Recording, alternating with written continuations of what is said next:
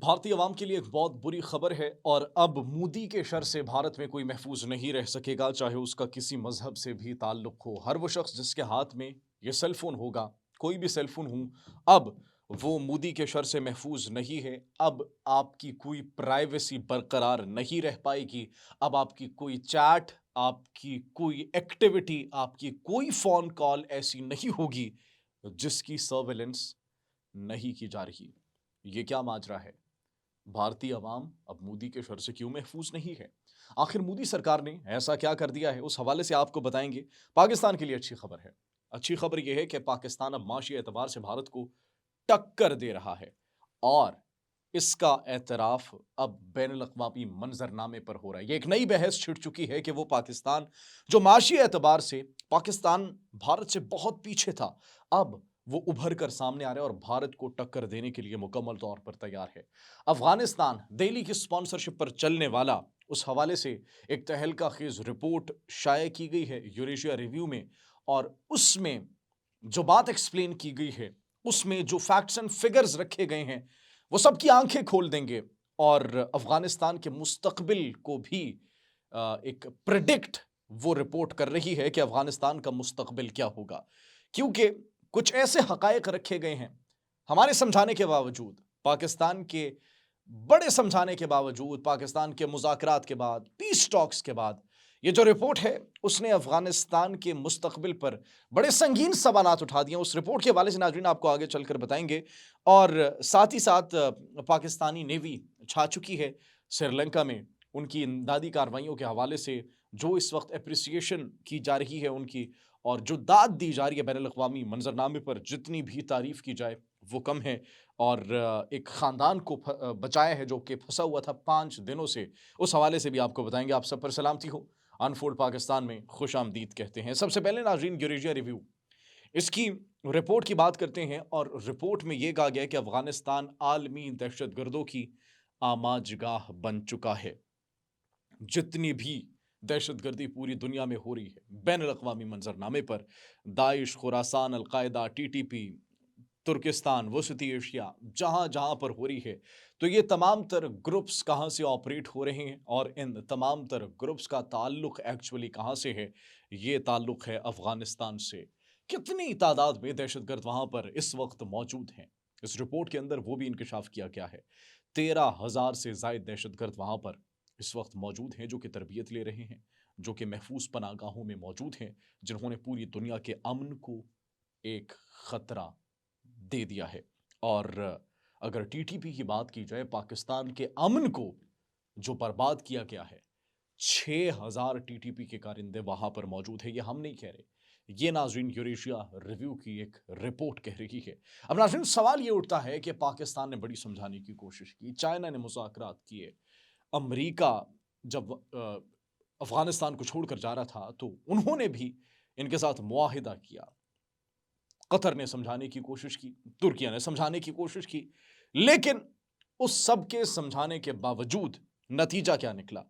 13,000 से ज़ायद दहशतगर्द अफगानिस्तान के अंदर रीग्रुपिंग, उनकी रीजनरेशन और साथ ही साथ वो मज़ीद क़ुव्वत हासिल कर रहे हैं, खुद को मज़ीद तक़वियत दे रहे हैं।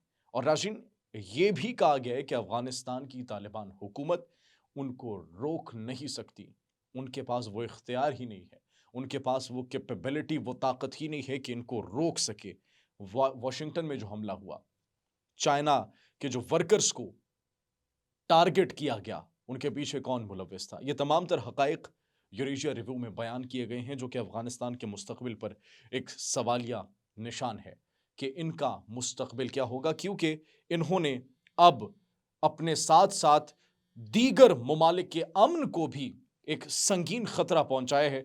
तो इनका जो मुस्तकबिल है वो अब दांव पर लग चुका है। अब अफगानिस्तान की डिफेक्टो गवर्नमेंट तालिबान हुकूमत को यह फैसला करना होगा कि क्या वो इन तमाम तर प्रॉक्सीज को ताकत का हुसूल करने देंगी, दोबारा से दहशतगर्दी की एक आमाजगाह बनने देंगी, या फिर इनके खिलाफ कोई फैसला करेगी। वो आने वाला वक्त ही बताएगा कि अफगानिस्तान की ये जो गवर्नमेंट है ये क्या फैसला करती है। नाज़रीन, इसके साथ साथ पाकिस्तान के हवाले से कुछ अच्छी खबरें हैं और अच्छी खबरें ये हैं पाकिस्तान के हवाले से कि फोर्ब्स की एक रिपोर्ट आई है जिसमें फिनटेक का उभरता हुआ एक सितारा पाकिस्तान को करार दिया गया है और ये भी बयान किया गया है कि पहले भारत से पीछे था पाकिस्तान और अब वो पाकिस्तान एक मजबूत कुव्वत के तौर पर उभर कर सामने आ रहा है। पाकिस्तान एक मजबूत कुव्वत के तौर पर न सिर्फ भारत को टक्कर दे रहे बल्कि दुनिया में एक उभरती हुई मईशत के तौर पर सामने आए। साथ ही साथ डिजिटल असासों के इस्तेमाल में पाकिस्तान पूरी दुनिया में तीसरे नंबर पर आ चुका है।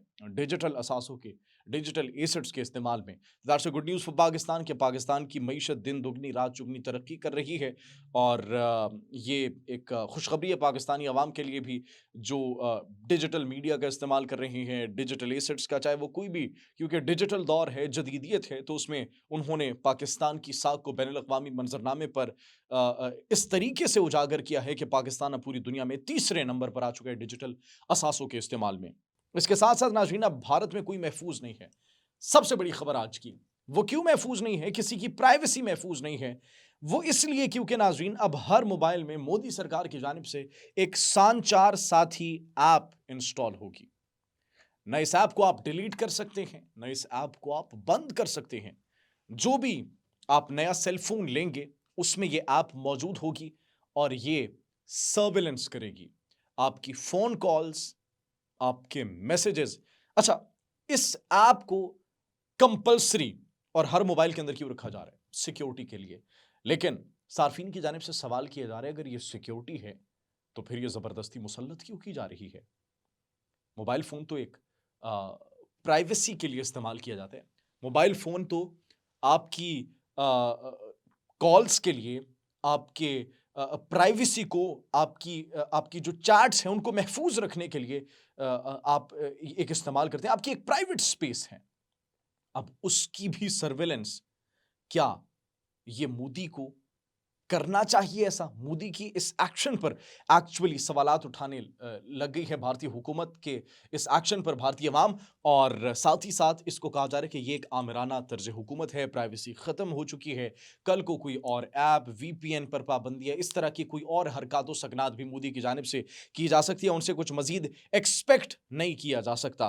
तो नाज़रीन, ये एक्चुअली सवालात उठाए जा रहे हैं। आखिर में आपको बताते चले कि पाकिस्तान बहरिया श्रीलंका में इमदादी सरगर्मियां कर रही है और 5 दिन से फंसे खानदान को बहिफाजत रेस्क्यू किया गया, जिसमें 7 माह का एक बच्चा भी मौजूद था। श्रीलंका की जानिब से शुक्रिया अदा किया जा रहा है पाकिस्तानी नेवल फोर्सेस का, और श्रीलंकन मीडिया भी पाकिस्तानी नेवल फोर्सेस की तारीफ कर रही है और उनकी ये जितनी भी ये काविशें हैं, जितनी भी सरगर्मियां हैं, उसको उजागर भी किया गया है कि ये एक्चुअली बड़ा एक अच्छा इकदाम है कि उन्होंने हमारे साथ कोऑपरेट किया और उनकी नेवी ने हमारे साथ इस मुश्किल वक्त में मदद की। तो नाज़रीन, ये खबरें थी। आपको अगर अच्छी लगी हो तो हमारे चैनल को लाइक, सब्सक्राइब और बेल आइकन को प्रेस कीजिएगा ताकि आने वाली हर वीडियो आप तक बर वक्त पहुंच सके। मुझे इजाज़त दीजिए। कमेंट सेक्शन में अपनी कीमती राय से ज़रूर आगाह कीजिएगा। अल्लाह निगहबान।